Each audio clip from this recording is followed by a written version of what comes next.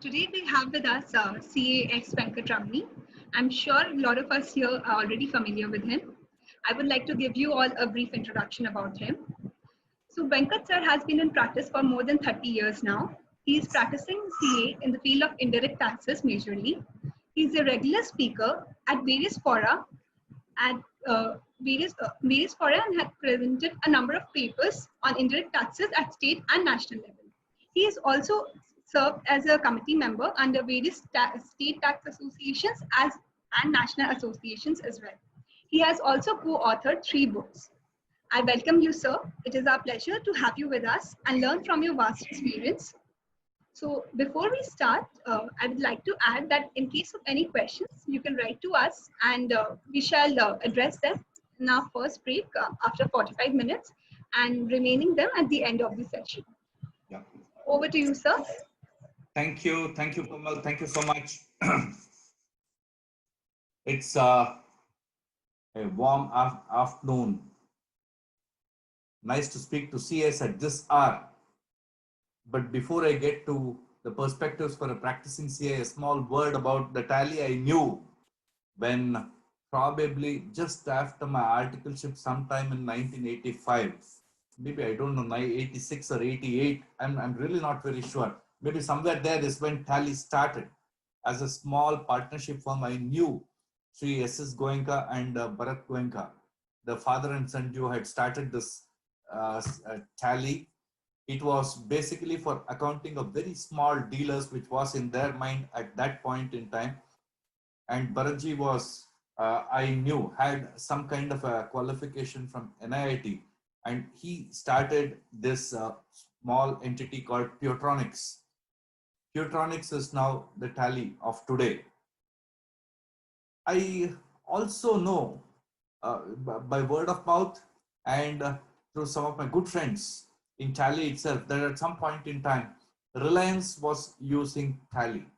This much I know. I don't know whether they're using Tally at the moment, but I knew at some point in time, Reliance was using Tally.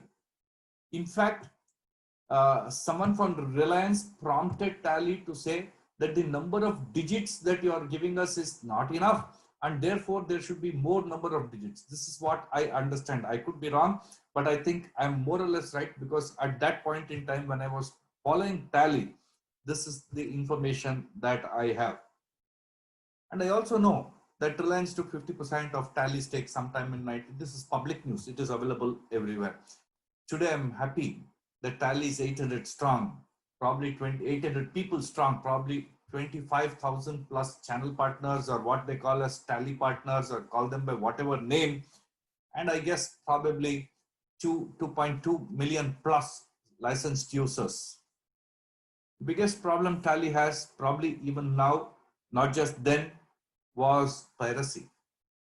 I think Tally has somehow got accepted to this fact that there will be some element of piracy which we will have to deal with.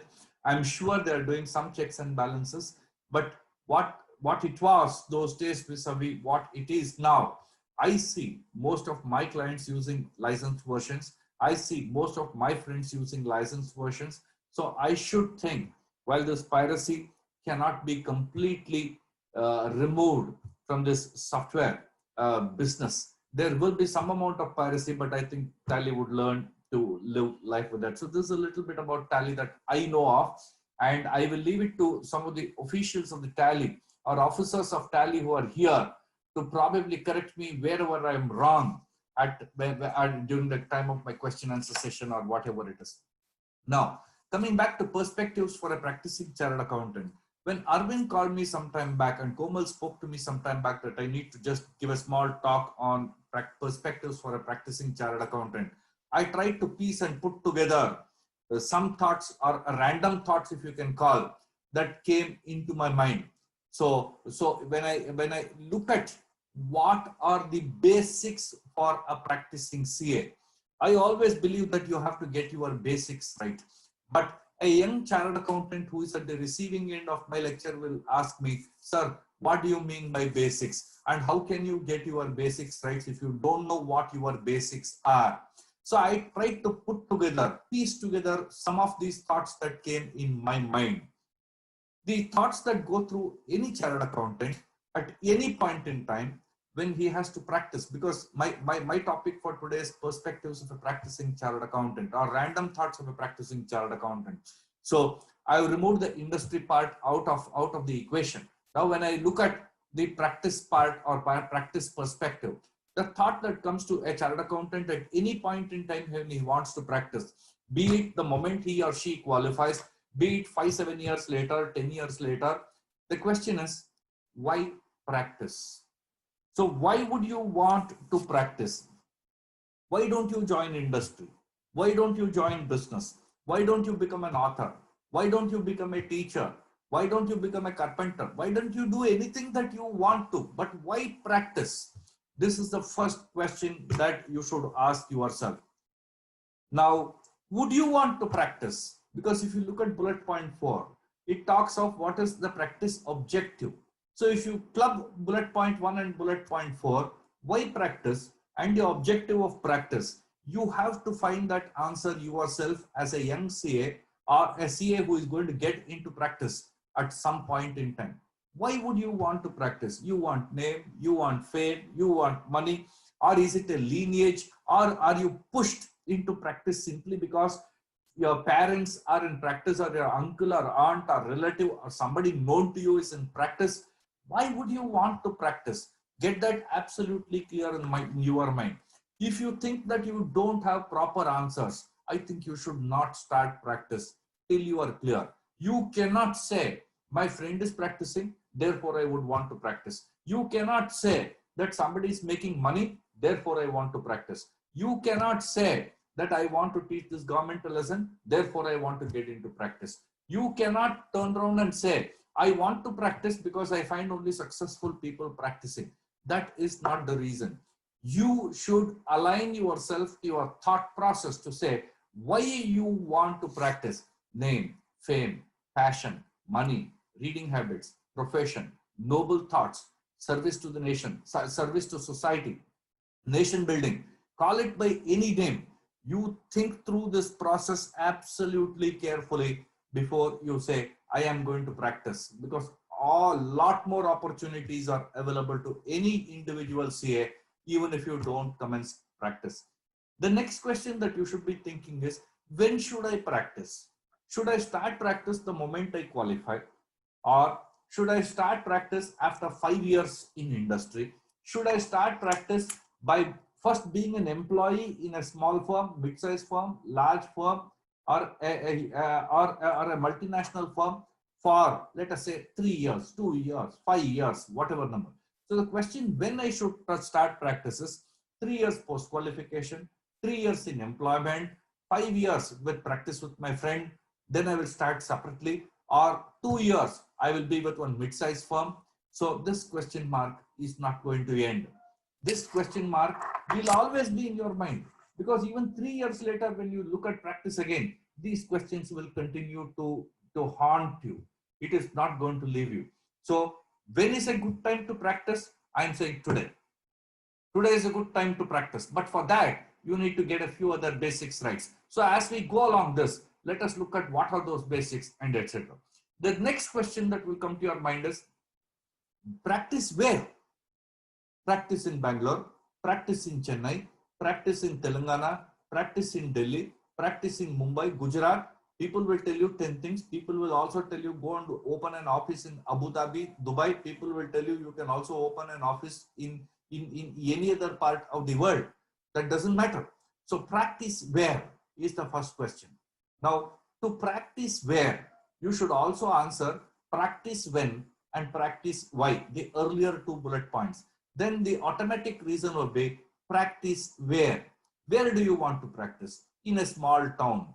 Let us say in a small town, in a tier 2 city, not in a capital city. I want to practice in an industrial area. I want to put up my office, let us say in the Silicon city of Bangalore, or in the Silicon area of Bangalore, probably Whitefield.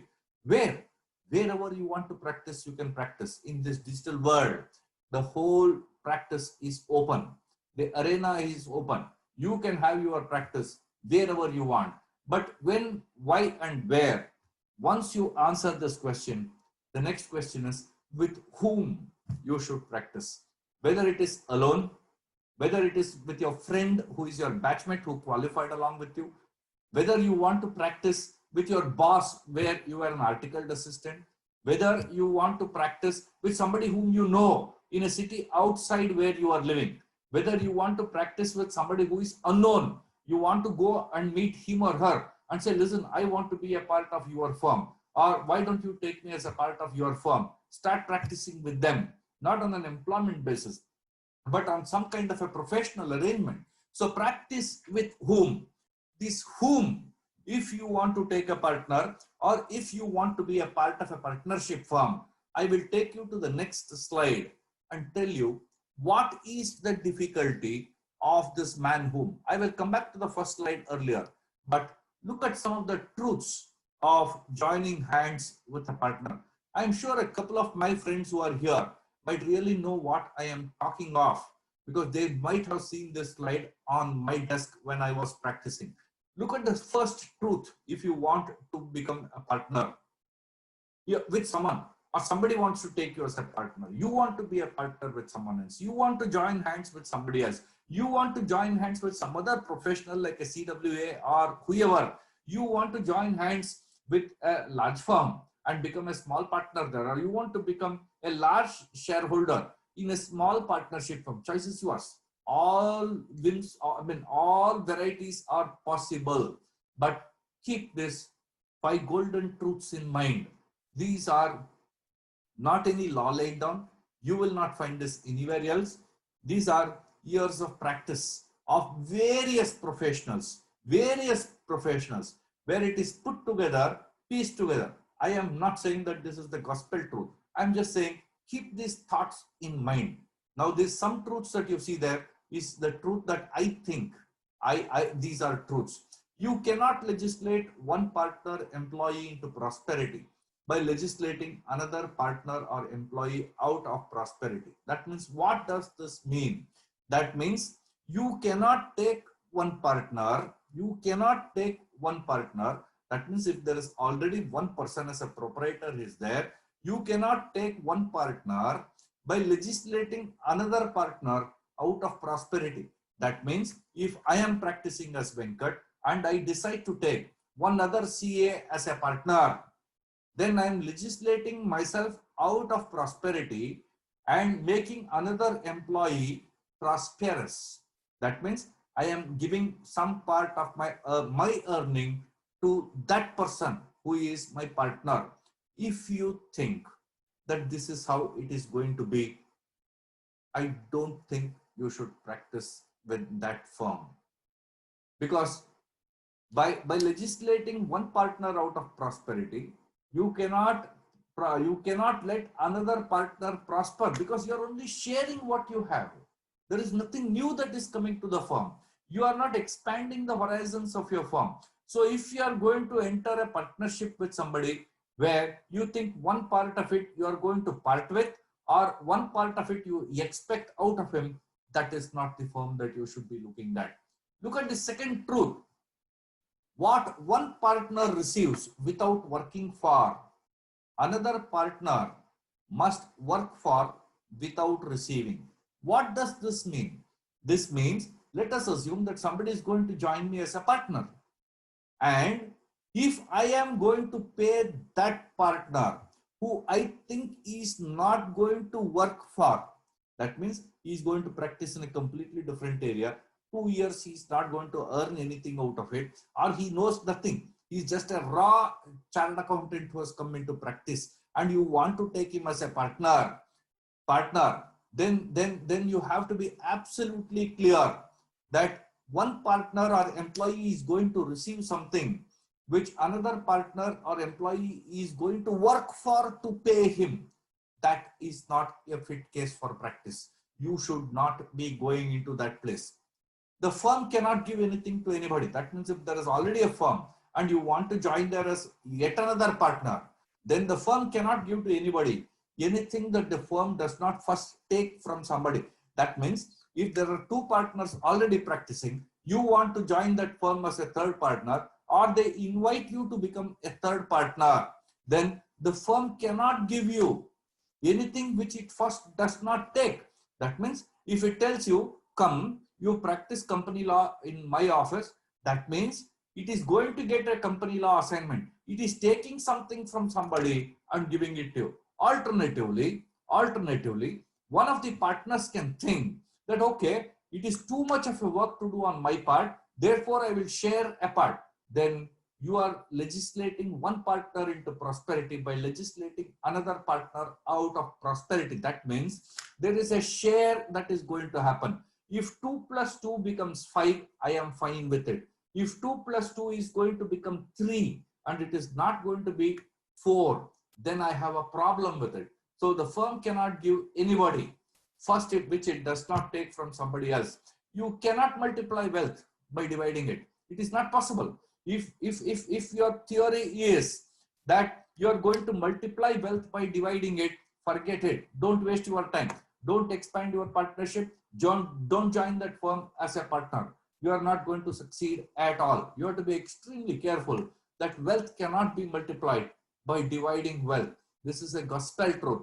Next, when some partners get the idea that they don't have to work because others are going to take care of them. Now look at this. For example, a senior partner of a firm may get the idea that I don't have to work because somebody else is going to work for me. This may be an idea.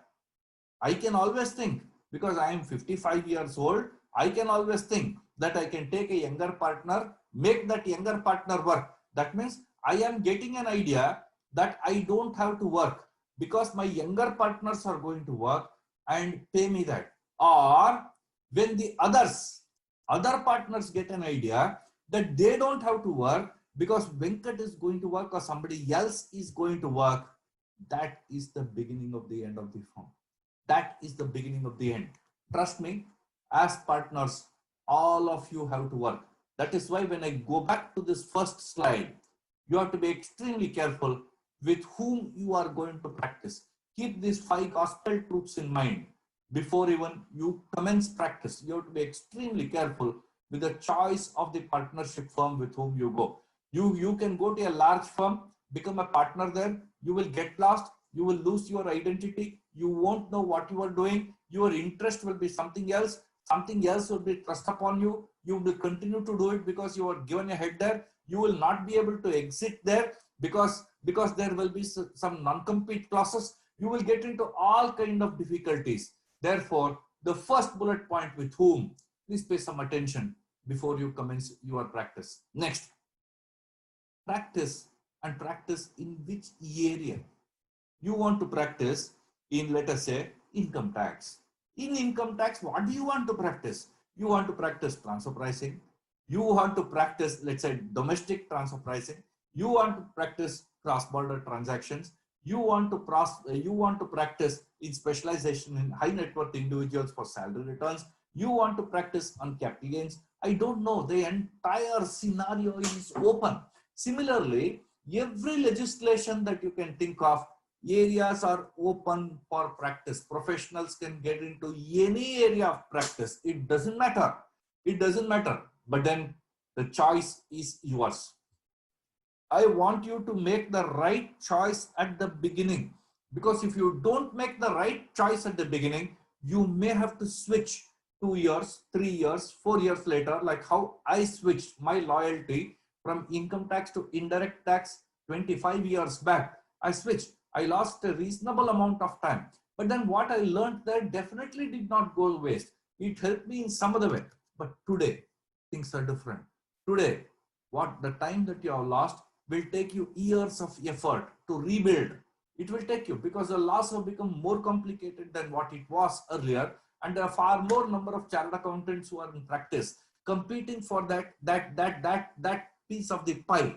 Therefore, you have to be very careful to decide what would you want to practice, which area you would want to practice. It can be audits, it can be company law, it can be indirect tax, it can be drafting, it can be conveyancing, it can be pleadings, it can be advisory, it can be advisory in income tax, it can be minor acts. You can practice PF, you can practice ESI, you can practice indirect tax.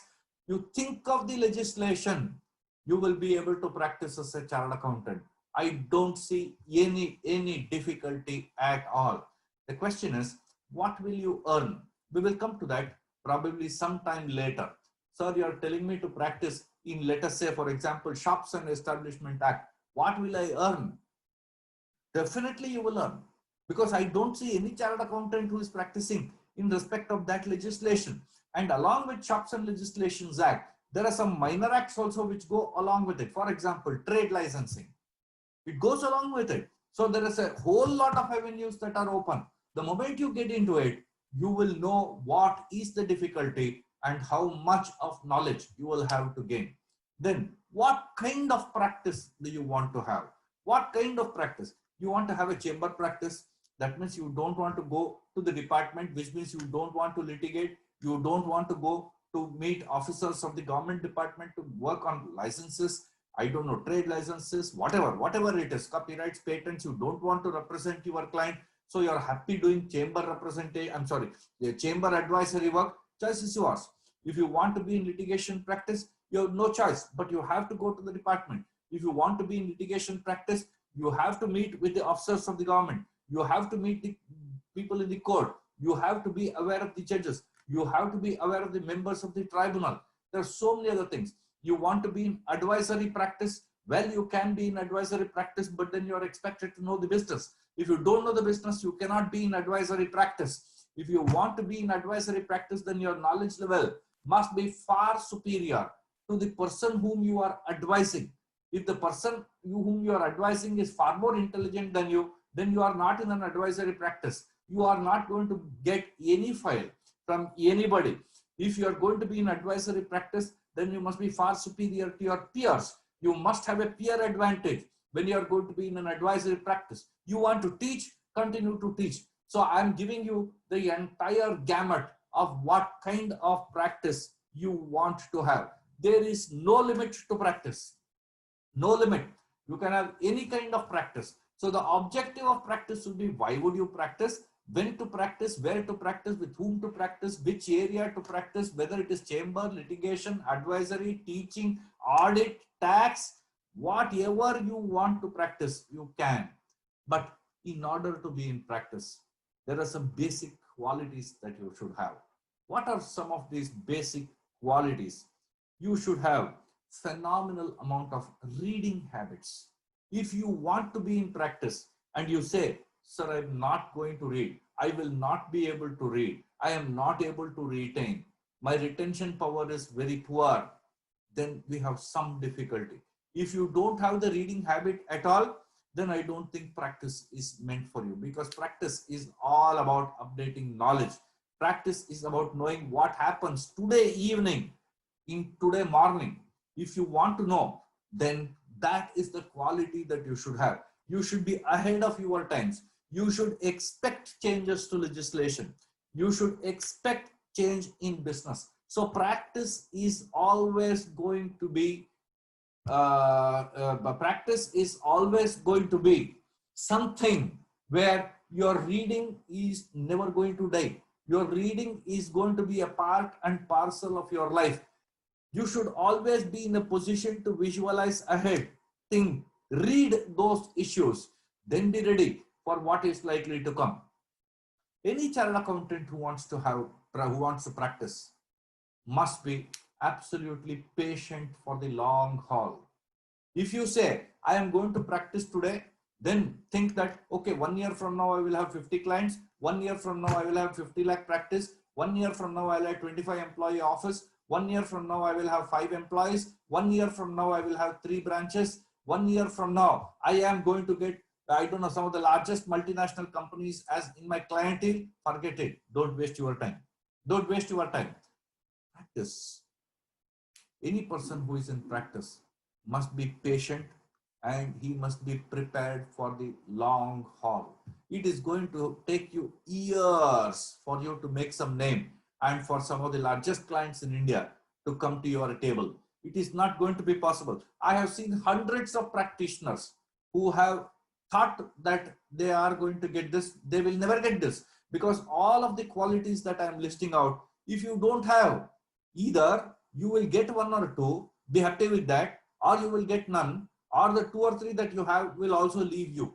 All possibilities exist in respect of this kind of practice. So practice is a long haul. So it depends what kind of practice you want to have.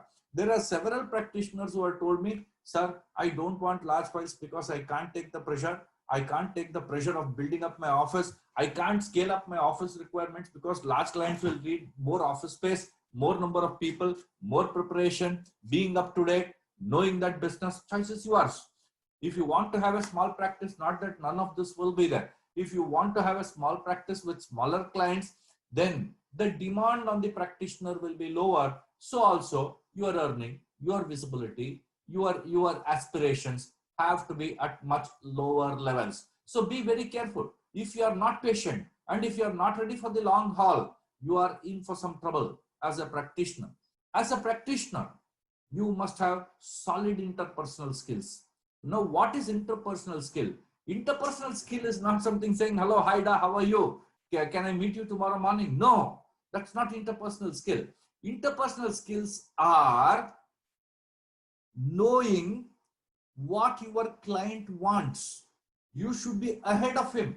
Interpersonal skills are knowing your client's problem before you set up an appointment, knowing your competitor's problem before your client gets into that kind of problem, knowing your client's new business before even he realizes or he comes to you with that new business relating issue. So interpersonal skill is how well you know your client, how well you know the business, how well you know your peers, how well you know your competitors, how well you are able to perceive a potential litigation, how well you are able to handle a possible requirement which somebody else in the local area or the area of your practice will not be able to handle, getting ready with that issue and then talking to them that language is interpersonal skill.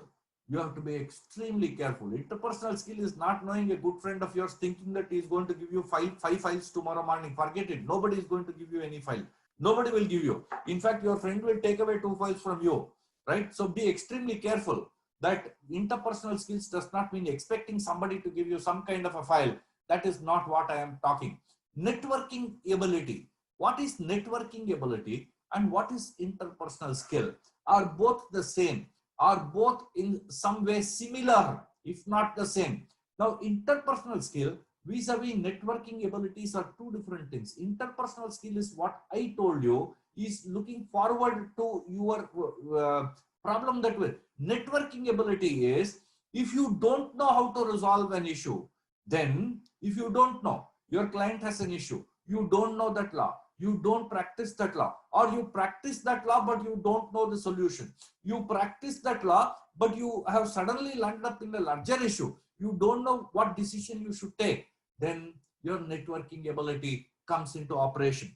What is networking ability? Networking ability is knowing people who are far superior to you in the area of your practice, knowing people who can resolve your difficulty, knowing people who can guide you in resolution of your difficulty, knowing people who can help or assist you in resolving your difficulties, knowing people who have handled this issue earlier, knowing people, although they have handled, who will be able to help you reach your client without causing any damage. This is networking ability. Now, apart from all this, you need to have man management skills. Now, what is this man management skill that I'm talking of? Is man management giving leave to your employee whenever she or he wants? Is man management paying a few thousand rupees of extra salary simply because he or she wants to leave? Is man management something you have to throw out somebody simply because they're creating some difficulty in your office? To my mind, none of this. To my mind, none of this. Man management that I am talking of from a practice perspective is slightly different. Man management from a practice perspective is managing your resource in respect of the activity that you have taken up as a profession. That means, for instance, if you have taken up an audit, let us say, of one entity which is 200 crores, you need to know what kind of person will fit that audit, how long this person will take for you to complete that audit. Is he a good enough resource? Does he know this business? Can you teach him this business? Will he be able to comprehend it quickly? Will he be able to give you potential issues that arise in this business? Will you be able to manage this person, or with this person will be able to manage your client, their staff, their etc. Are man management skills. Please don't take this word man management in the literal sense of the term. The man management that I am talking of is slightly different from the man management that you may be thinking of. To me, man management is managing resource for the work. There can be no square pegs in round holes. Skill development. How are you able to upgrade your skill? Your reading skills, your practice skills, your ability to interpersonal skills, your networking skills, your ability to go and meet people and probably get a new assignment. Everything is a skill. All these skills will not be available on day one when you commence practice. You also learn by falling down, and every time you fall, you should not lose hope. You should not lose confidence. So you should keep building your skill, your reading skill, your writing skill, your talking skill, man management skill, your patience skill for being, there's a lot of skill in being patient. Not many people can be patient. They can throw up tantrums. There can be an outburst. So then you also need to have skill to manage your clients. Not all clients will be the same. One would want everything yesterday, the another one will give you time, the third one will tell you you're no good, the fourth one will tell you, boss, somebody is better. He will not tell you you're bad, he will tell you somebody else is better. The fifth one will tell you they're outgrown your size. The sixth one will tell you that your office staff is no good. The seventh one will tell you, sir, you are brilliant, but the others are not keeping up pace with you. So you need to be extremely difficult. It's an extremely difficult position to be in. So your skill development is an on-the-job learning.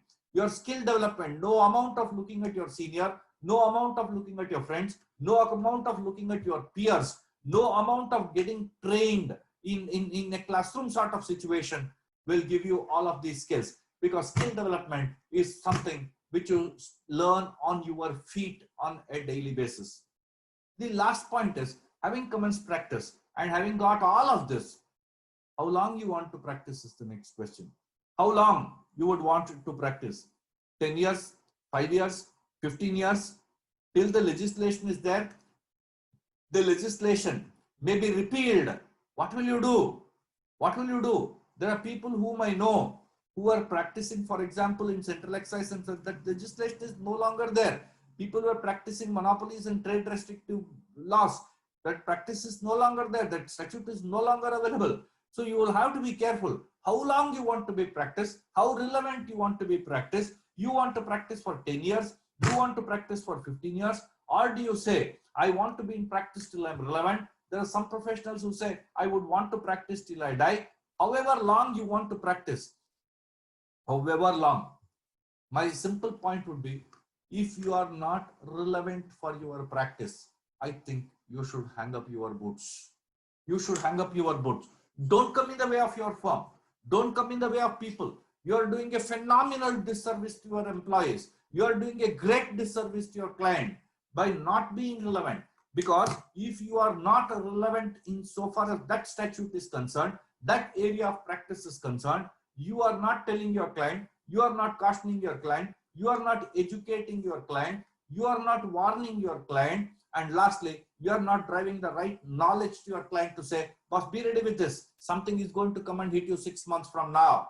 I wouldn't think that is going to be a good position for you to be in. So how long you want to practice is a practice of your choice. I can only tell you that I thought when I commenced practice, I gave myself 25 years to say, I'm going to practice for 25 years. It is make or break. If it works, it is fine. If it doesn't work, I will quit. And beyond 25 years, trust me, I went on only for 3.5 years. After that, I said, thank you, practice. It is enough. I've had a good amount of time. I've had a wonderful time in practice. So practice, some people define their practice timelines. Some people don't. But I can also tell you, if you are not relevant, you are not going to be respected by your own peers, by your own employees, by your own partners, by your clients, by people whom you know, you are not going to be respected. If you want to practice till your last breath without being relevant, this you will have to keep it at the back of your mind. We talked about this, some truths. Now let us look at some of the perspectives relating to education and learning of young chartered accountants or whoever, whatever point in time. I will skip the first 2 or 3 bullets because there are various post-qualification courses available to update your knowledge, because some chartered accountants believe they cannot read, some chartered accountants believe that they are technology challenged, some chartered accountants believe that they don't have the time, some chartered accountants believe that they learn faster when somebody else teaches you, some chartered accountants believe that it's far better to do a certificate course once 15 days, update your knowledge, then move back into practice because you don't get your time on a daily basis. Some chartered accountants believe that post-qualification course for the purpose of a qualification will get you clients and therefore you will have to go for these courses. Some chartered accountants believe that these certificate courses are really having a huge utilitarian value and therefore you should be looking at this. But to my mind, this is nothing but education and learning. There is no stop to education, no stop to learning. Various study circle courses are there, seminars are there, conferences are there, conclaves are there, conducted by ICI, conducted by professional bodies, conducted by chambers of commerce, conducted by private agencies. Today, there are private agencies conducting some of these educational courses. They have started giving you GST qualified certificate will be given to you. So private institutions have started creating these online courses, physical courses, call it by any name. All of this is now available. But to be practice relevant, early education is very important. The education that I am talking of is completely different. The education that you would need for practice, the questions that should pass through your mind: do you need a mentor? Do you need a mentor to help you in your early practice days? We will answer that. Do you need a teacher who will teach you?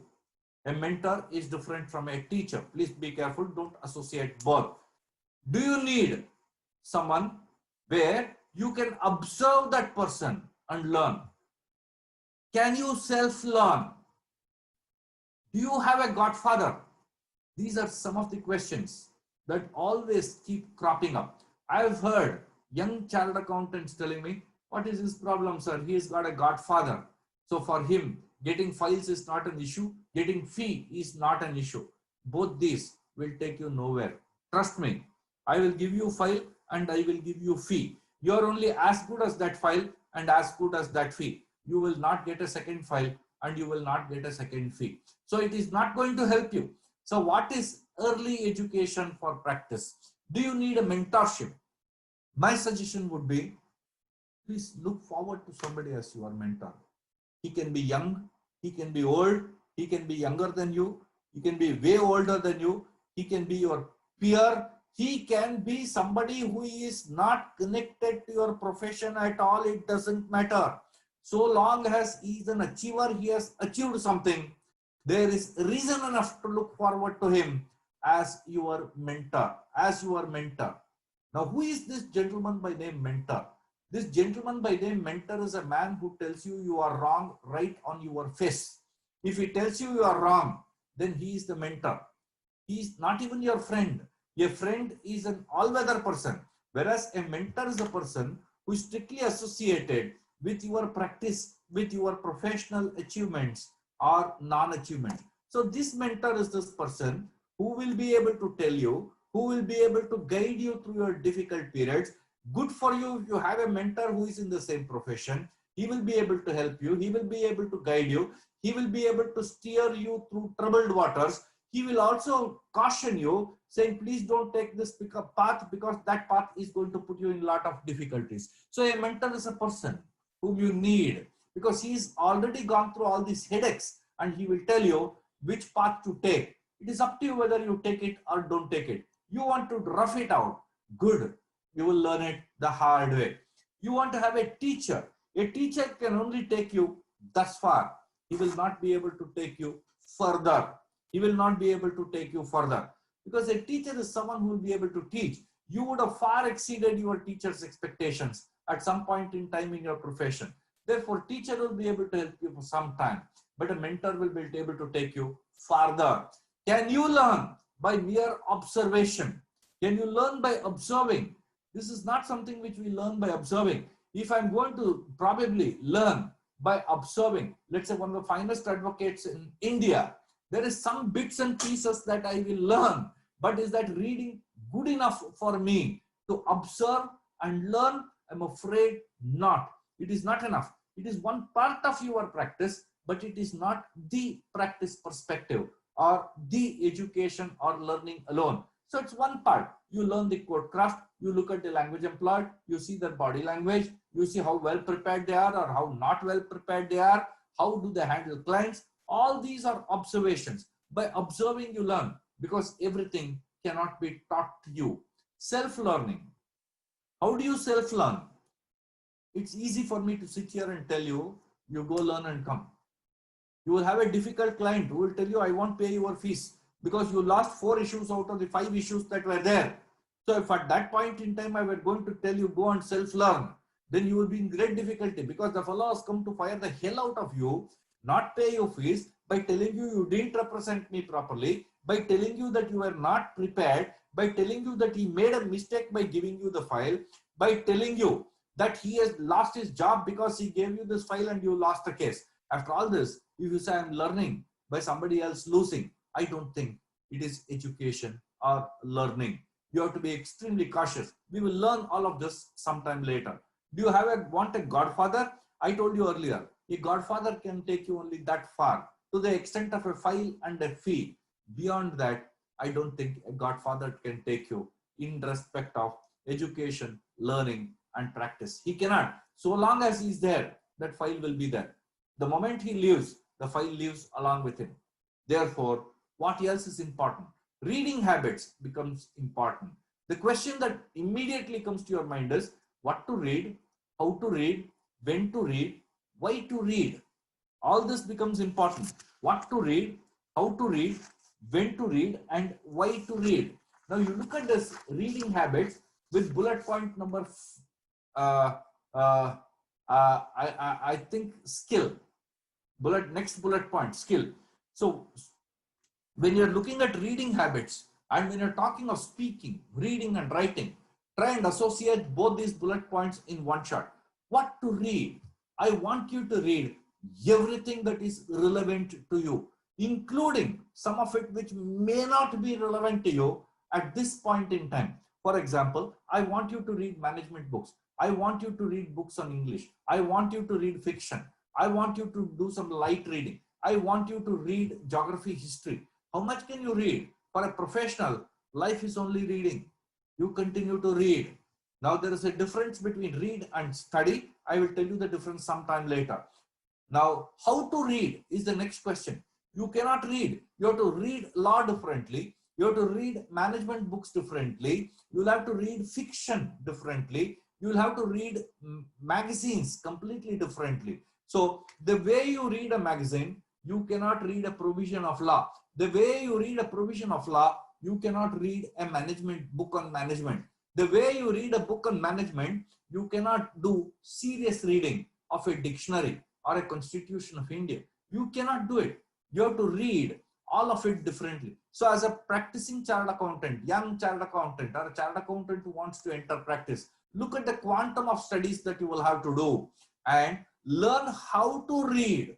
How to read is very important. Fortunately, I had some excellent mentors who taught me how to read.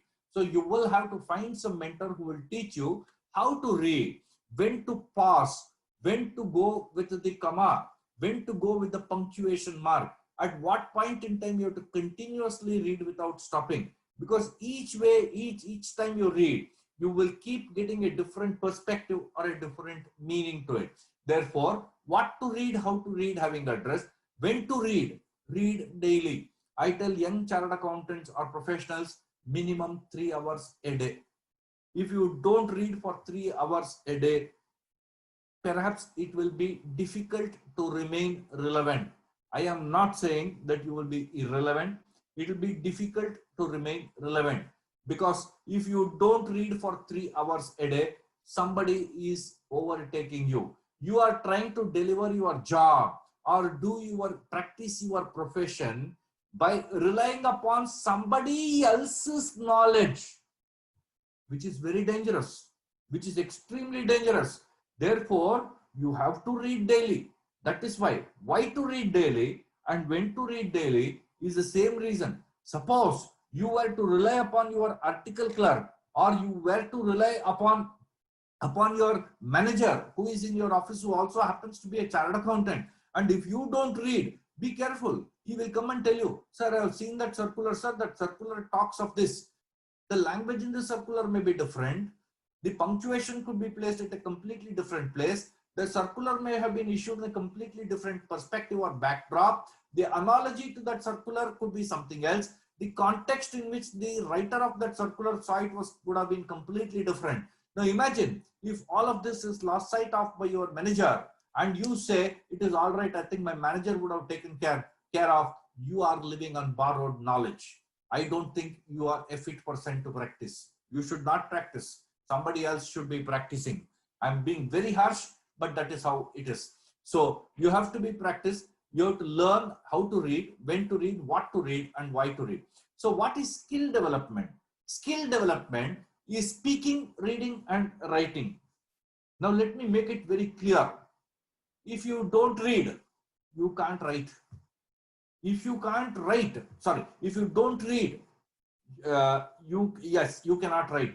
If you cannot write, you cannot speak. Be very careful. If you don't read, you can't write. If you can't write, you cannot speak. So all three are interconnected. If you read, you will be able to write. If you are able to write, you will be able to speak. So reading, writing, and speaking is a skill. It is a skill. This skill doesn't come to you as a young CA. It comes to you over a period of time. Look at how your principal, when you were an article clerk, was handling the client. Look at how he was talking to his peers. Look at how he was talking to some of his friends on telephone when he was talking or interpreting a position of law. Look at how he is arguing before an officer of the government. Look at how his writing or drafting skills are. You have to be very, very careful.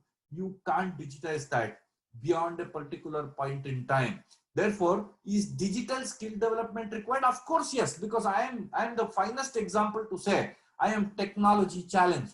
I didn't catch up with technology 10, 12 years back. I know how much struggle that I am undergoing today because technology is a challenge. I have to depend on youngsters to come to my table to set up something for me. It's as simple as setting up a video conferencing. I am not able to do it. Somebody has to help me out. So it's extremely difficult.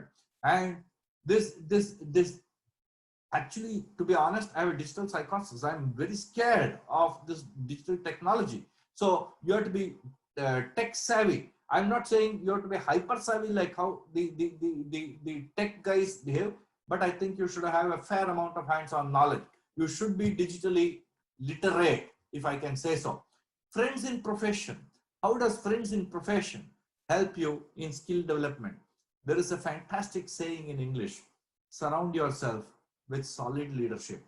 Now, when you surround yourself with solid leadership, it is then that the skill will automatically develop. So you must be surrounded by solid leadership in your office, when you go to the department, when you come back and start studies, your peer group, your friends group. Of course, you can have friends to lighten your moments, but that is a completely different group altogether that you must have. Or the same set of friends can go and have a lighter moment without talking any of these things. Absolutely no difficulty.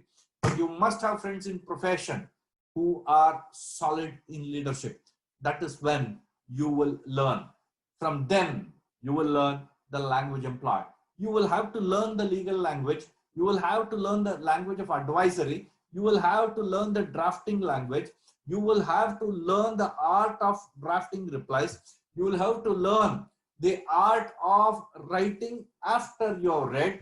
You have to learn the art of writing the way law requires you to write. That is skill. It doesn't come overnight. It comes over a period of time. Now, after all this, if you want to, let us say, change your practice area, You want to change your practice area. After 10 years of income tax, you say that enough of practice in income tax. Now I would want to go to wealth tax, or I would want to go to, let's say, on company law. You want to change your practice area? Perfectly possible.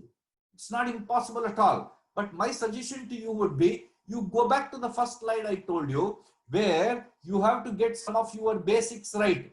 What to practice, when to practice, which area to practice, with whom to practice. Get all of this right before you spend adequate time and realize that all this education and learning, I will have to change my practice area. Why have I put this bullet point here and not in the earlier slide? There is a reason.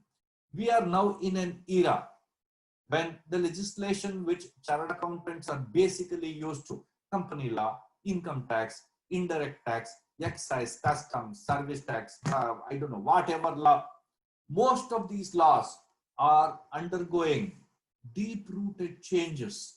They are undergoing deep-rooted changes. Traditionally, what you learned over the past 15 years may not hold good anymore. In my career, spanning 32 years, I have seen 3 laws. I have seen sales tax, I have seen VAT, I have now seen GST. Now, this is going to change. The way income tax is going to work will certainly change. The way customs is going to work is certainly going to change. Therefore, change in practice areas is imminent. Be receptive to that change. Therefore, you keep on learning, keep looking at what is likely to come a couple of years from now. Therefore, updation of knowledge is very important in midlife or in the later part of your practice, depending upon the age. If you are young, you have no choice, you have to update your knowledge. If you are in midlife, be ready for change in practice areas, and it's important. If you are in the later part of your practice, you have no choice but to update your knowledge. Fundamentals will not change, but then when the law changes, the fundamentals have to be applied in a context, and that context is how you will have to think. Now, therefore, the next logical question that comes here, is there a time to stop education and learning? No. The day you stop your education, the day you stop your learning, you go back to the bullet point that comes in slide 2. Please be here, where you say you are dependent on somebody else for your earning. That is not a good position to be in. It is not a good position to be in. So if you stop your education, if you stop your learning, I think it is time to quit your practice. It is time to quit your practice. Unless you have nothing else to do but sit in your office, it's all right. Otherwise, over a period of time, nobody is going to come to you for the purpose of advisory. Lastly, would allied qualification help? I'm very divided on this. I'm very, very divided on this because one, I did not have an allied qualification. I definitely did not have an allied qualification. 2, would it help? Maybe, may not be. While I can't give you an answer right away, would that help in so far as education and learning is concerned? Definitely you are going to learn some new subjects there. Definitely those new subjects are going to help you in some way. Would it be worth all the effort? Some of my good friends have told me it's worth it, because do an LLB. At some point in time, you think that this profession and audit is not going to be helpful to you. You cannot always practice as a lawyer. And in fact, there are very many chartered accountants who have told me that you have to do LLB, because the logical conclusion for a chartered accountant's career would be to practice at court level. And that should be a fantastic litigation practice that should crown your years of practice. Maybe true, but I did not do it. Did I have the skill to do it? Maybe I had. Can I do it now? I doubt I can, because I'm well past practice. So you look at these options when you start your career. Logically, where would you want to go? All right, you have a CA degree. All right, you have a CA profession which you have started. Would cost accounting help you? Would company secretaryship help you? Would company law be would you be more receptive to company law? Would you like to practice as a secretary? Would you want to become a lawyer? Choice is all yours. So you be extremely careful about how you would want to take your practice or drive your practice to. I have one question here. I'll take it. With the fast changes in law, most of the compliance being digitized and faceless assessments introduced, as traditional practice needs to be reoriented towards pure advisory service. This is the question that has come in. Let me tell you, Whether there is faceless assessment or fast changing laws, education is very relevant. Now let me come back to my earlier point of education. This is where you will have to hone your skills on a daily basis. If I have to answer that question where somebody has asked me by saying that everything is being digitized, yes, you have to be tech savvy. Yes, you cannot be technology challenged like me. Compliance is going to be digitized. Most of these audit requirements, the system is going to do. Most of the compliance requirements of matching, the company will do. Most the technology will do. Most of the linking between allied laws, income tax versus company law versus GST, for example, or with something else, the technology is going to take care of it over a period of, let's say, the next 3 to 4 years. And which the question being rightly asked, faceless assessment introduced as traditional practice needs to be reoriented. Definitely. Should it be purely advisory? No. Any amount of technology, there will be some compliance requirement that will be there, which will need basic intellect, Whatever you do, who is writing this technology? Technology is also written by a human being. The law is written by a human being. Technology takes care of the person who writes the law. Therefore, education, learning is important. Pure advisory, it depends on your skill set. It depends upon your mindset. It depends upon the quantum of time you are able to put in for the purpose of studies. There are a lot of chartered accountants who have told me, I'm happy doing compliance because I'm unable to read. I can't find the time. I can't keep abreast with changes in law. So it depends what you would want to do. But every aspect of practice, trust me, if you are good, you will find enough work that will come your way. So don't worry about that. You will find excellent work that comes your way the moment you look at education and you look at learning. Now let us look at a practice management of a chartered accountant. Questions that keep asking, just as the earlier question came, would specialization be a preferred mode of practice, or would you want to be in a compliance mode, complying with Shops and Establishment Act, complying with Provident Fund Act, complying with the Employee State Insurance Act? There are so many requirements under the current laws. Would you want to practice in all of those areas or be a compliance professional, or would you want specialization in the preferred mode of practice? Choice is yours. By simple example, I keep telling young chartered accountants is, if you fall down and break your knee, who will you go to? Would you go to a general practitioner who's in the corner having a clinic, or would you go to an orthopedic, or would you go to a bone marrow specialist, or would you want to go to a super specialty hospital because there will be a ligament tear, there will be a fracture, there will be a bolt that will be required to put on your knee. I don't know what all will be required. So be extremely careful. Specialization is where the practice is moving towards, because technology is going to do most of this requirement. Now take for example a railway ticket. 15 years back, either you had to stand in a queue or you had to send someone to stand in a queue with perfect change in your hand, because that fellow will not give you change. Or if the ticket is 96 rupees 45 paisa, he will say due 3 rupees 55 paisa if you give him a rupee 100 note. That is how it is going to work. Look how technology has changed. Technology has changed to digital payment. Technology has now changed. You can sit online and book. There is nothing that requires to be done in respect of ticketing. Your railway ticket can be booked sitting in the comfort of your home. Payment can be made by your credit card or through your bank accounts, UPI, Google Pay, Call It Pay, whatever pay. You have so many modes of practice. So everything is now specialized.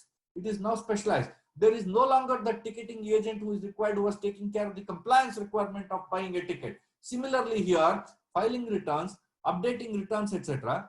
Once e-invoicing comes in GST practice, and over the period of next 2 years, you have QR requirements which are taken care of by law. I think this compliance practice is not going to stay very long. There will still be some compliance practice that will be left because they come up with new requirements like TDS, TCS, that, this. If you are an e-commerce operator, do this. If you are somebody else, you do that, etc. So there can still be some compliance left, but I think most of the compliance is going to be done by technology. So when you say setting up a practice as a firm or LLP with partners specializing in different areas, is that the way to go? Today, you look at how practice is moving. A client does not want to go for indirect tax to one X or let us say for a direct tax to one Y, to company law to one Z. He looks at specialization that is available, including some bit of compliance. Some bit of compliance. I'm not saying he's looking at a compliance firm. Some bit of compliance which is available under one roof, under one roof. Therefore, setting up a practice as a firm or LLP with partners specializing in different areas, I personally think would be the way to go. But then you also have all the associated problems of running with your partners. Therefore, keep this in mind while you also look at specialization is a requirement. Going forward, I think specialization is the way you need to look at. Therefore, if you have to look at specialization, if you want to be in practice, if you want to read, write, be whatever, then you must have a phenomenal amount of self-belief. Without self-belief, you are not going anywhere. You should say, GST is a new law. It is as new to anybody else as it is to me. Therefore, I would want to read this entire 1000-page, 200 pages book with over 600 notifications. I will read this and I will start my practice. Mere reading will not be enough. You have to put your reading into practice. Therefore, you will have file. Therefore, you will have to have the self-belief that you will get the first file and the second one and a few more.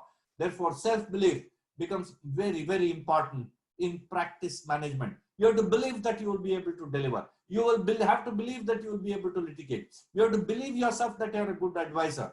You have to believe that your advice is going to be accepted by your client. You have to believe that even if you give an advice, you will be able to stand up to it if your advice is being put to test by somebody else or by the officials in the company or by the department itself. So that self-belief is what is practice management that I'm talking. Once you do that, you will have to be visible. So once you have that self-belief, then to look at specialization or even practice management, you will have to be visible. Now, what is this visible? This visibility is not an advertisement. How much ever a super specialty hospital advertises in the newspaper on the front page today, how many of them would go to those hospitals? People go to hospitals depending on the doctors who are available there. How does that doctor build visibility? A X hospital or a Y hospital or a X office or a Y office will take you some distance. I'm not saying it will not take you any distance. It will certainly take you some distance, but it is not going to take you beyond a point. It is not going to take you beyond a point. Therefore, you have to be extremely careful of your expertise, of your skill, of your specialization, etc. Therefore, visibility is what? Visibility is the client knowing you, not you knowing the client. The recipient of your service should know who you are. How do you build up that visibility? Look around you. Just look around yourself. If there is an income tax problem in the city, town, taluk, village, wherever you are practicing, where do people go? The people will go to the nearest advocate, nearest tax practitioner, nearest chartered accountant, who they believe are visible. They will be able to solve the problem. So look at the qualities of that man or woman or the firm where this visibility is being built up. This visibility will be built up by these people. The visibility will be built up by these people over years. It doesn't come overnight. It really doesn't come overnight. Therefore, to build visibility, you will have to be known. How do you build visibility? You should talk well. You should speak well. You should be able to interact well. You should have good interpersonal skills. You should surround yourself with solid leadership. Therefore, you should move around with people who are movers and shakers of society. Not that you will get a file, but you will become visible to some extent. Ultimately, when the first file comes, you are as good as that file. How well you deliver that because your client then becomes your ambassador. Visibility is manifold. Visibility is knowledge.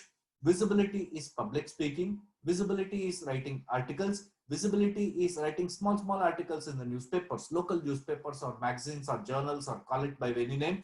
Visibility is how well you are known in your peer group. Visibility is how well you are known in trade circles. Visibility is how well you are known in chambers of commerce.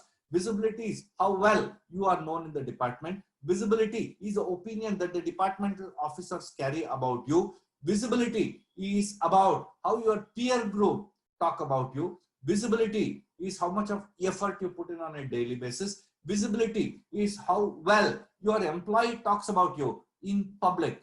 And if you are able to do that, don't worry about your practice. It is only going to go north.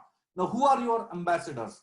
Your friends, your professional friends, your clients, your article clerks, your colleagues, departmental officials, chambers of commerce, your colleagues who come there to attend meetings, your friends when you go to a conference, etc. How well you speak, how much you have developed, how much of knowledge you have. Be careful. Each one of these people are writing your confidential record.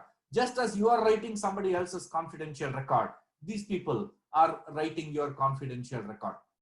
Next, drafting is a skill. It is an art. Not everybody can draft a petition, letter, reply, opinion, deed, appeal, memo, call it by whatever. It's not easy to draft. It is a skill. You will have to put it in one chronological order. The reader must be able to perceive in one reading what is it that you are drafted. The subject and the object must become very, very clear.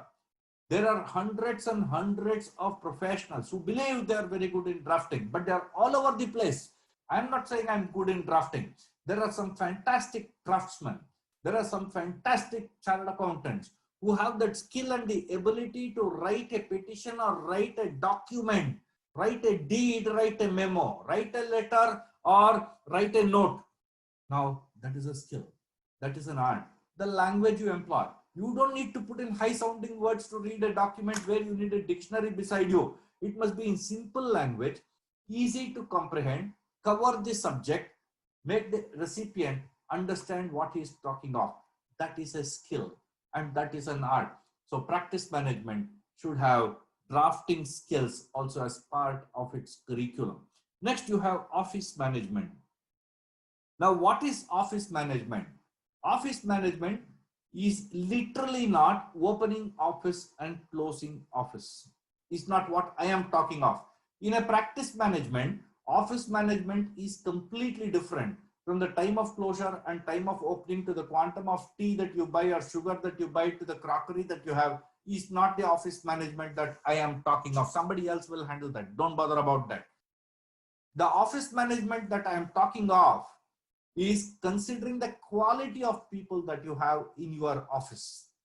The quality of people, the nature of assignment, the quality of people, the nature of assignment, the time that you will need, the nature of assignment, the fee that you will command, the nature of assignment, I don't have the staff, the nature of assignment, whether I have to outsource, the nature of assignment, should I take help from some other professional, the nature of assignment, should I take, should I not take. Office management includes all of this. The moment you get a client, what do? Whether you have the skill, you don't have the skill, you have the knowledge, you don't have the knowledge, you need to outsource knowledge, you need to outsource skill, you need to subcontract this, you need to outsource this entire engagement to somebody else. You want to take some other professional along with you to your client to say, I am going to manage this way, but trust me, I will deliver and do a good job. Now, office management also means that you have the right quality, right quantity of people together with the right quantum of bench all the time. That is the office management that I'm talking. The office management that I'm also talking of is the books that you have in your office, the library that you have built in your office, the practice management manuals that you have in your office, the training that is required to be given to your employees, the training that you yourself should undergo. the training that can be outsourced, the training that can be in-house, the training that can be bought out is the office management that I am talking of. The office management that I'm continuing to talk about is building the visibility of your office, is building the right type of people who will go and talk to others about your office, is the office management that I am talking of. Working hours. When I talk of working hours, I am not talking 9 a.m. to 5 p.m. I am not talking 7 a.m. to 9 p.m. I am not talking, let's take both together. Working hours, work-life balance, and working hours. Different professionals work differently. I have known some professionals, some very good friends of mine, some of the most brilliant brains in the country, who work very early in the morning. They wake up at 4:30 and start writing. They start dictating into the digitized environment where they dictate opinions, they dictate advisories, they dictate deeds, they dictate documents, etc. There are others who work late at night, who don't wake up in the early morning till about 10 a.m. in the morning. Now, that is not the working hours that I am talking of, or the work-life balance that I am talking of. There are some professionals who are brilliant in grasping. They grasp in one reading. There are some professionals who take time to grasp. There are some professionals who read, grasp, absorb, but take time to comprehend. There are some professionals who read, absorb, comprehend, but take time to give out their view. There are some professionals who do all of this and blurt out in one go in instant by a flip of your fingers. They do it. Now, this is where we have to be extremely careful of how this office hours should be. To me, I can be a very poor reader. So I might have to read a provision 3 times before I understand what it means. There can be someone else who can read it once, grasp it, and give it and understand it way better than what we can do. So the working hours, to that extent, may be to some extent directly proportional to the quality of the person or the intellect of the person who is going to do your job. Second part of it, you will have to be extremely careful what kind of work you are going to give to what kind of people. There is no point in giving a documentation analysis to a person who doesn't know how to read and interpret things. There is no point in giving it to him. There is no point in giving a compliance issue to a person who doesn't even comprehend that legislation. There is no point. You are wasting your time. You are just wasting your time. So it depends. The working hours for different people could be different. I personally think that anybody who puts in 6 to 7 hours a day would have done a wonderful job, because this practice that we are talking of is intellectually satiating. It is. It will drain you of your energies. It is a concentrated effort of 6 to 7 hours that you put in, I should think, is good enough for any kind of practice. There can be days when legislations have changed. There can be days when you can have a hard day at work. There can be days when you have a difficult client. There can be days when you have continuous appointment. Those are different things. But for young practicing professionals, 6 to 8 hours of good quality work, I think, should be enough in taking you to the next level. Next, I believe, files are intangible assets of the firm. Nobody has a right to give up the firm's files. Nobody. This was told by my partner in one of our partners' meets. So files are intangible assets of the firm. Nobody has a right to give it up. But I take a tremendous amount of gut and confidence to say, give up files. Don't hold on. Don't hold on. But people don't give up files. Because if you don't give up files, what do you mean by giving up files? Giving up file is not giving up a client. Giving up a file to your junior to handle it. Because only then you can move to the next level. Because if that is a routine file, I am sure your junior can handle it. Somebody in the office would be able to do a better job than what you do. Then you have time to do something more important in your office. Giving up files also means you can have clients. You may have clients who are not educated enough. When I say educated enough in terms of the law, therefore there are too many issues, and your office is not geared up to do such a job, then I don't think you should be handling that file. You should not keep fee in mind and hold on to the client. You are doing one of the greatest disservice to your office by holding on to files. Don't hold on to people and don't hold on to files.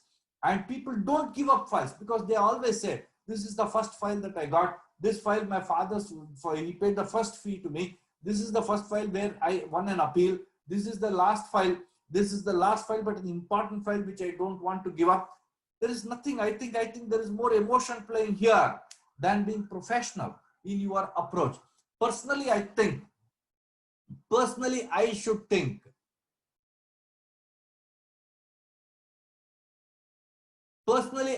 think that giving up files does not mean sending a client out of office, but giving up files also means creating elbow space for you to move up the ladder. That is what I mean by giving up files. But you are also advised to give up files which don't pay you fee, because you don't get market fee. You will never be able to scale up your practice. You can't have good employees. You don't pay, you don't get good employee. You don't get good employee, you don't get a good file. You don't get a good file and a good employee, your visibility becomes poor. You don't get a good file, you don't get a good employee, your visibility becomes poor, your fee becomes poor. You are not known in the market. Name, fame, everything takes a hit. So be extremely careful when you require to give up files. And I personally think, we need to clean up office files every 1.5 years. Advisory practice requires knowing how various industries function. Advisory is not something which everybody can get into. Advisory is anticipating trouble. Advisory is resolving a person's trouble. Advisory is understanding somebody else's pain point. Advisory is in understanding his pain and advising him how to proceed. Advisory is taking that man's pain on your head to resolve the pain that he is undergoing. Therefore, unless you know the business, unless you know the industry, advisory is going to be a difficult package. It's going to be a difficult package. It's a different ball game. In advisory, I would want, before my client tells me his problem, I must know the industry issues. If I don't know the industry issues in advance before my client comes, I don't think he is going to give me the respect. Therefore, I must know the industry. I must know the nature of business. I must know the issues involved in that industry. I must know the past litigations that existed in the industry. I should know the potential litigation that you are exposed to in respect of this industry. I should know how much headway this industry is making insofar as business is concerned over the next 5 years. The level of government intervention in these industries, the articles that have been written about these industries, the troubles, etc., the different views of professionals that come up in respect of this industry. Unless you know all of this, I don't think advisory practice is going to be easy for you. People have always asked me, fee is an issue. My client doesn't pay me. My client postpones fees. My client knows the quantum of work that I have done, but he always bargains for fees. So what is the right fee is the question that always crops up in one mind. So fee is a two-way process. Fee is what you think is the value of your service. What you think. Fee is not what your client thinks is the value of the service that he gets. Fee is the value of the service you think you should get for what you have rendered. Therefore, there is no right fee or there is no wrong fee. Somebody will charge you 5,000 rupees for filing a return with 10 entries in it. Somebody else will charge you 50,000 rupees for the same return with same 10 entries. So what is the right fee and what is the wrong fee is not something which we are sitting and debating here. There are two kinds of clients. One, a client who believes that you have overbilled him for the services that you have rendered to. That means he believes that the value of service that he has rendered is not proportionate to the fee you charge. Absolutely no difficulty. Talk to him, negotiate to him. The second kind of client who believes that the service that you have rendered, the fee should be X and not Y. Please be careful. Both are different. One is a value and second is a service. Value of service and service rendered are two different things, right? He must first value your service.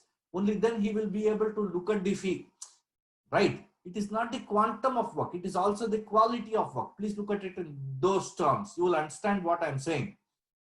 That is the second kind of client who believes that the fee is not commensurate with what he thinks is the right fee. Talk to him, no difficulty. Others who don't think these two, I personally think we should not be handling those files. Personally, this is my view. Different chartered accountants can have different views, because you are doing one of the greatest disservice. You are going to do the job by thinking that this man is not going to pay the fee. You are going to do the job by thinking that no, this man is not going to pay fees, therefore one article clerk is enough. You are going to do a job thinking that, okay, let one litigation come up, only then this fellow will realize. You are going to do a job by not applying your mind to it. You are going to do a job by not giving it the adequate time that it actually requires, Therefore, I think you will do a greatest disservice to your visibility, to your professional capability, to your office, and therefore fee should not come in the way of clienting. Delegation. This is an art. Not all people can delegate. Not all people can delegate. Few of them can delegate. Few of them cannot delegate. Follow-up times, follow-up timelines, etc. Delegation again is an art. Knowing what is the expectation of yours and what is the delivery mechanism of the other person in terms of his intellect, skill, knowledge, etc. Now putting both together and delegating within timelines is something which is a practice perspective which you have to. Use of artificial intelligence, the less I say is better about it. So I tell all young chartered accountants or anybody who wants to practice, believe in your leadership qualities. Believe in your leadership qualities. If you don't have the leadership quality, go out, learn, come back and lead. Continue to build on the platform of innovation. Every day is a learning. You have to learn something new on a daily basis. You have started with something, you continue on, build on that platform. You believe that your aspirations are a possibility. I want you to believe that your aspirations are a possibility. Be a differentiator among your peers. I want you to be different among your peers. If you are one among them, you are not going to be its leader. Therefore, you should be different. Don't be one in a crowd. I want you to be its leader. Always be its leader. Next, when we come to litigation management, difficulty is knowing when to commence litigation, risk appetite, timelines, when to stop litigating. It is extremely difficult, very, very difficult to answer the first bullet point. Should I commence litigation? Should I not commence litigation? Should I pay up this 10 million, tell my client to pay up 10 million? Not to pay up 10 million. Should I fight? If yes, should I only fight till first appeal? Should I not fight till first appeal? I don't know what my client is going to tell me, whether he will engage me or he will engage somebody else. What is competition doing? What is department doing? What is the advice that the government is getting? Will the government litigate or continue further? Will the government issue a circular to alleviate this difficulty that the industry is facing? Is this litigation for me alone, or is the entire industry going to face this issue? Is something which you all have to look at all of it. Then think of whether you want to commence litigation. Litigation is self-belief. You have to assess the situation. You have to assess the issue. You have to assess the risk. You will have to assess your ability to fight the case. You will have to assess the chances of winning on merits in respect of your client, given the set of facts, given the paperwork that he has, given the legal issue on hand, given the mindset that the government has, given the past history of this gentleman, given the past history of the government. Once you're able to do it, the first bullet point will fall in place.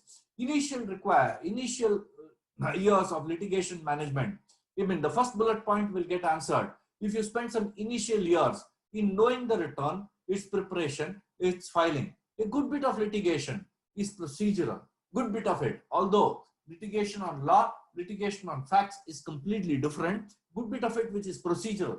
If you are acquainted with the basics of this in bullet point 2, I think a good bit of litigation should stop. You need to develop a team gradually to take care of compliance, which will help you in litigation management.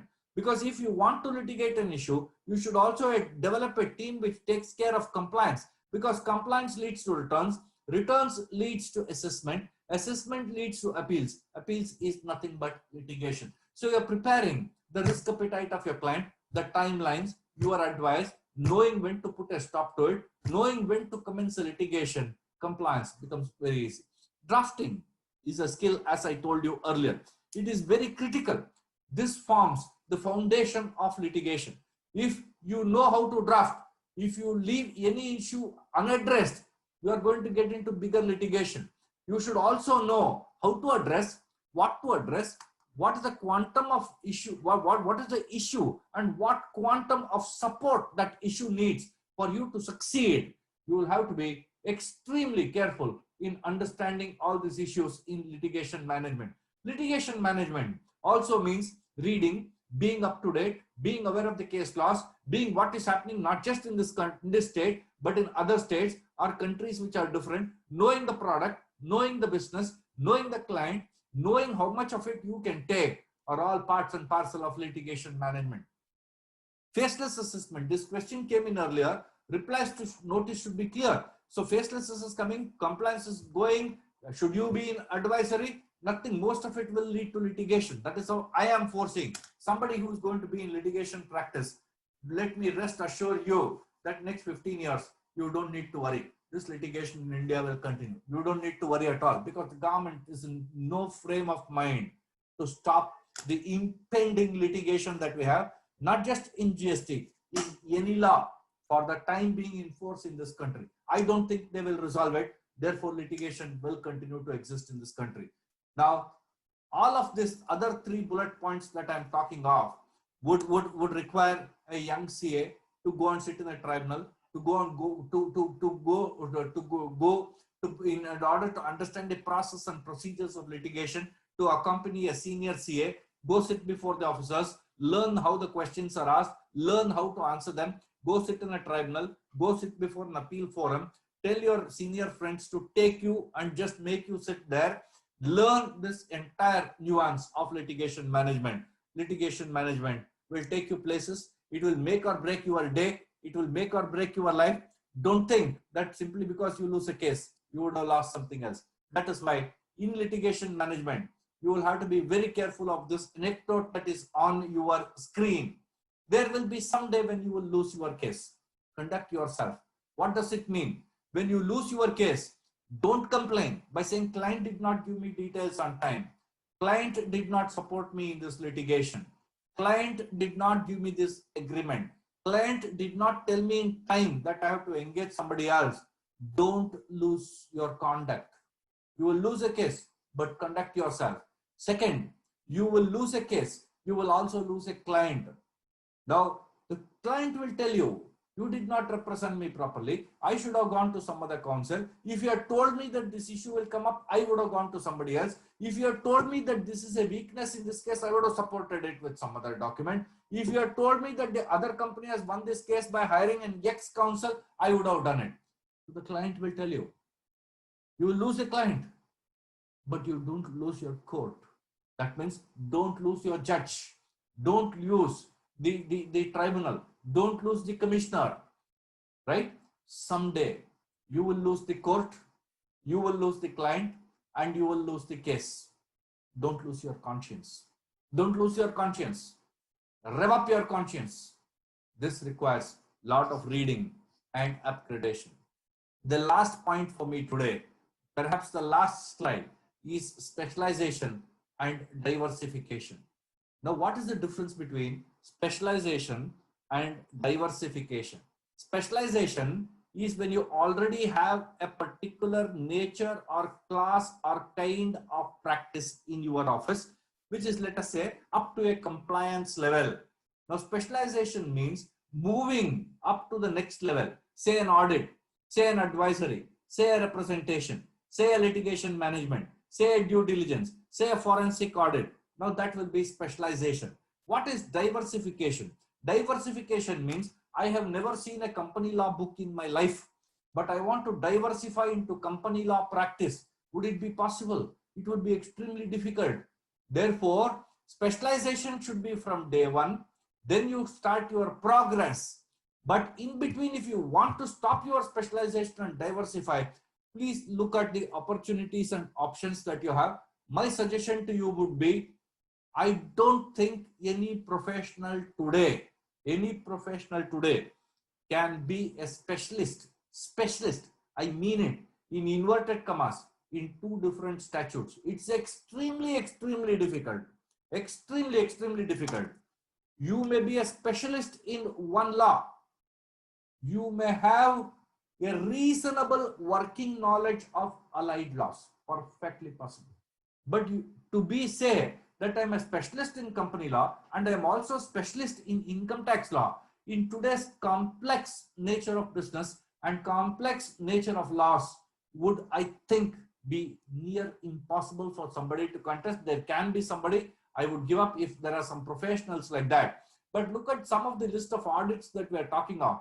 We have kinds of audits, we have classes of audits, we have types of audits, we have statute specific audit, we have statute specific allied audits. If you have to specialize in these areas, I think it's near impossible for one single professional to do all of this, which means you need to have a multidisciplinary firm.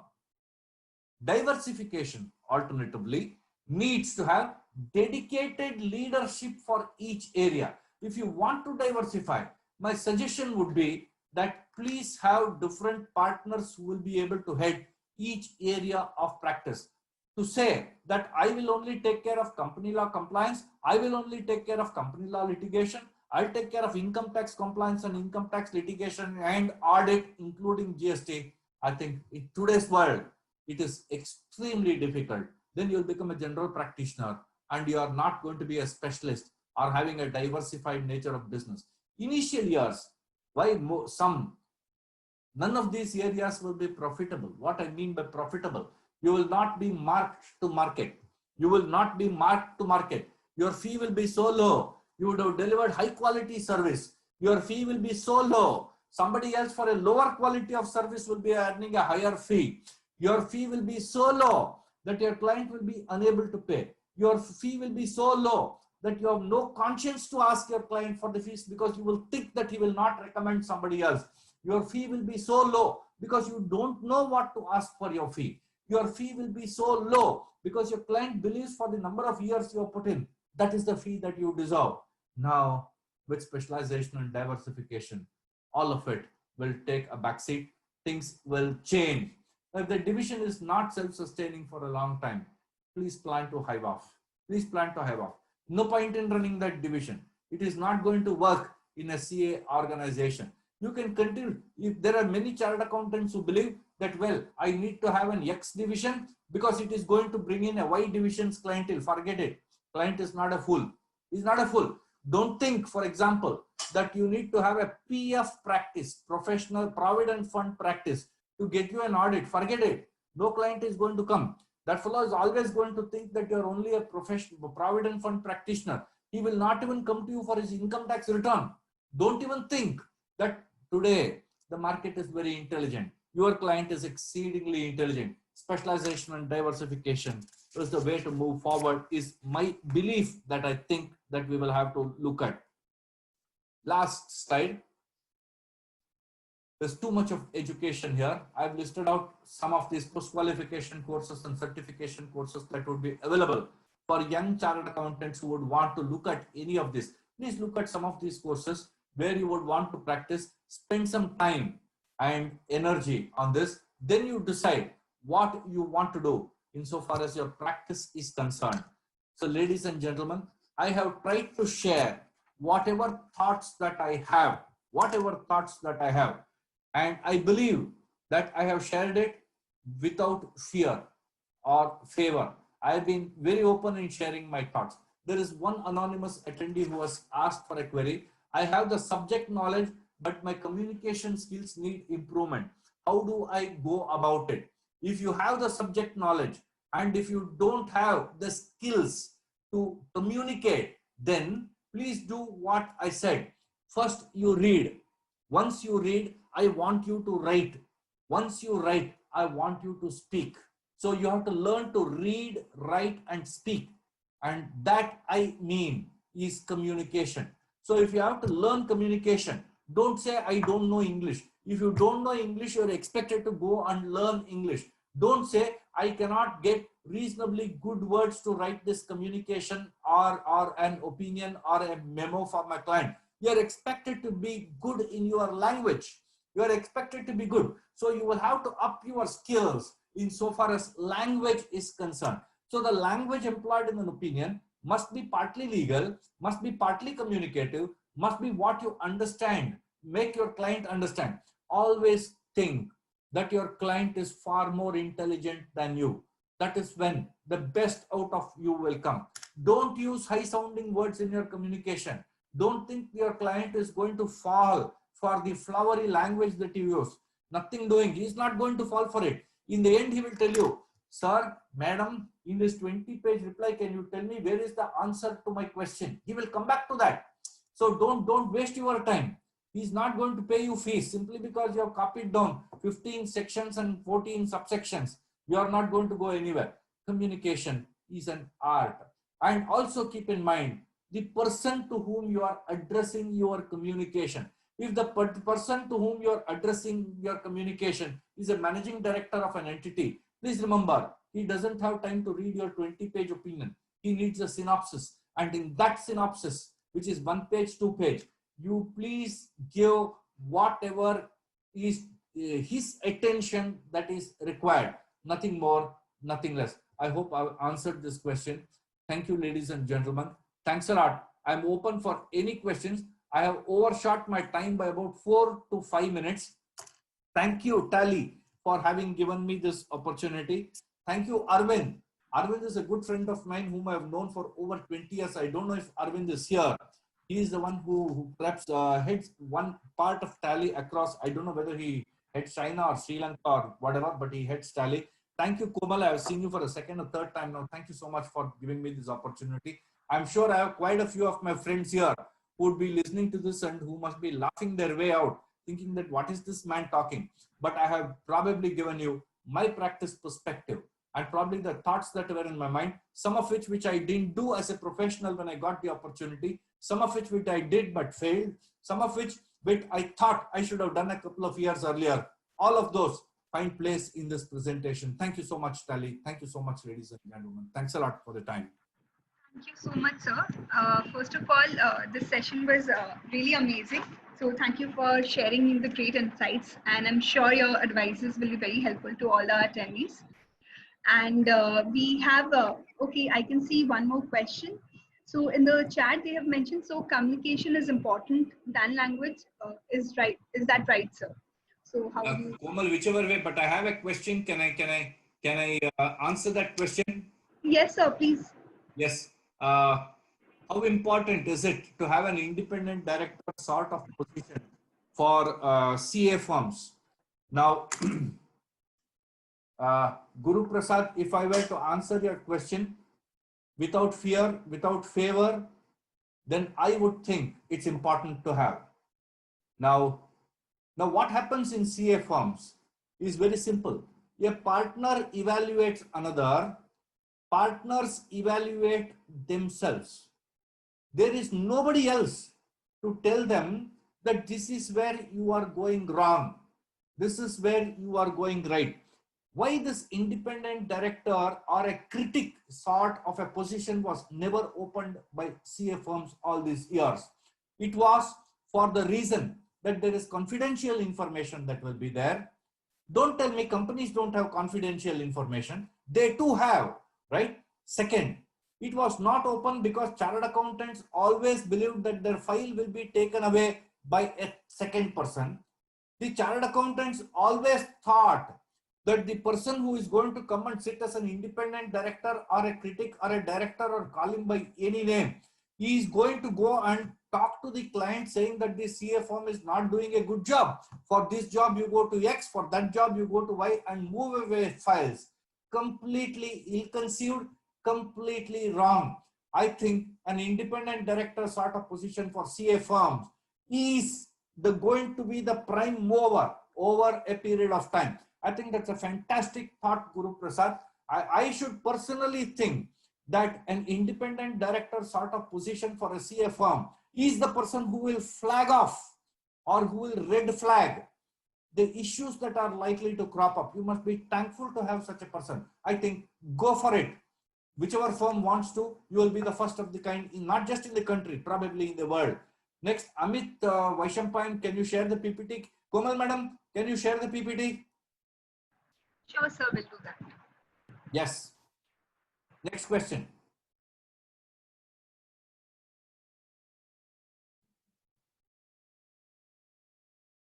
Any more questions? There's a question by Amit Tiwari that in the initial years of practice, what type of work will come? In the initial years of practice, what kind of, yes. Now, this is a question which young CS always keep asking. In the initial years of practice, should I take up return filing? Should I take up book writing? Should I do this? Now, everything depends upon the conviction that you have. I am not even looking at the money that you have. Whether your kitchen will keep running if you don't earn any money here for 3 years is a decision that you will have to take at the time you commence practice. But once you commence practice, you please look at your passion. You want to be on the litigation side. You want to be on the audit side. You want to be on the compliance side. You want to be on the advisory side. You want to be on the critic side. You want to be on the forensic side. Is a choice that you have. And once you decide on that choice, you will have to do a SWOT analysis of yourself. Strength, weaknesses, opportunities, and threats of what you are looking at. Once you believe that you're good for it, I think you should go for it. You should go for it. Don't think that it is initial year of practice. I should do advisory. I should do trial balance tallying. I should probably do accounting service. No, you don't need to. It will take you 2 years longer, but people will see you 2 years earlier. I want you to look at it that way. Why am I saying people will see you 2 years earlier? Because if you do a compliance audit or a concurrent audit or some other audit for 5 years, and then you come back into profession saying that I'm a specialist, people will see you after 5 years. But if you spend 3 years initially saying that I'm a specialist and this is what I'm going to do, associate with specialists who are in that area, go only to that seminars, go only to those conferences, read those magazines, become visible, write articles, be present in chambers of commerce, associate yourself with practitioners who are in that area. This specialization will come to you 2 years earlier. It's hard work. All the best, Amit. You will get there. Don't lose hope. Don't lose heart. You will go there. Yes, Komal. Next. So just one last question. We can see that do you mentor young CA candidates? Sorry. Do you? So it's in the chat box. Is it in the chat box? I don't know. There are some questions which are coming. Okay, it's in mentioned that are you interested to mentor young CA candidates? Of course, yes. I cannot take too many, but if there are a couple of them who are going to come, I have no difficulty. Please give them my mobile number and mail ID, and they are free to contact me at any time. Okay. You can share my mail ID and mobile number on this presentation or screen itself, Komal madam. I don't have any difficulty. There is one question which has come from CA Shashikumar RS. How to build a network? Now let us look at this network that we are talking of and the network that I spoke of. If you are going to build a network thinking that you are going to get something out of it, forget it. Don't waste your time. Shashi, don't waste your time. Nobody is going to give you any file because every single CA is trying to get into a network to get some file out of it. No. Personally, if you are going to build a network thinking what you can give for the network, what you can do for the network, I think that is the position to be in. That is the position to be in. How to build the network is the question. Building network is not an easy job. Building network takes time. Building a network of, let's say, even 25 chartered accountants across India who are like-minded, who are thinking alike, who are doing similar work, not the same work, who are doing similar work, who are of your type, your qualities that you have, etc., is a question of time, energy, and effort. You will have to do it one at a time, two at a time. You can't take 5 officers or 5 friends from 5 different cities and say, I am going to build a network. Sorry, that is not going to happen. Each one is going to pull you in a different direction. Everybody is looking to you at money. Everybody is looking up to you at knowledge. Everybody is looking at you to take away your little library that you have built up. Everybody is looking at you saying, how can they extract things out of you? Nothing is going to work for in the end. If you look at giving something initially what you have, and over a period of 5 to 7 years, trust me, you can have a wonderful network, not otherwise. Next. Thank you, Shashi. That was your question. Next, Sridhar Parthsati. Whether a CA can conduct GST audit of an entity to which he is also giving compliance of regular return filings. Now, no, Sridhar Parthsati, if you look at the technical guide, the ethical standard boards has clearly said that if a chartered accountant is engaged in compliance practice, then he cannot attest. The whatever 99C, which you call our GST audit report. This is there as a part of the technical guide. You can please download that. Ethical standard boards has given its opinion. It is not my opinion, it is ICAI opinion. Sir, can technology in future reduce scope of CA in practice or working areas of a CA? 100%. Amit Tiwari, that is an excellent question that you have put. I always keep telling my friends, 60 to 70% of the work that is done by you today, technology is going to do it tomorrow. Technology is going to do it tomorrow. You are not going to have. Look at auto-populated returns that are coming in income tax and auto-populated returns that are coming in indirect taxes. Just imagine if we are going to have e-invoicing. What else is left over? There is nothing else that is left. It is only tax planning and tax advisory that is going to be left over and nothing else. Two, of course, technology catching up so much. Technology catching up so much, you will have cyber crime. You will have cyber crime. In leaps and bounds, it will go up. You have to be extremely careful and think whether you can perhaps specialize in those areas of practice.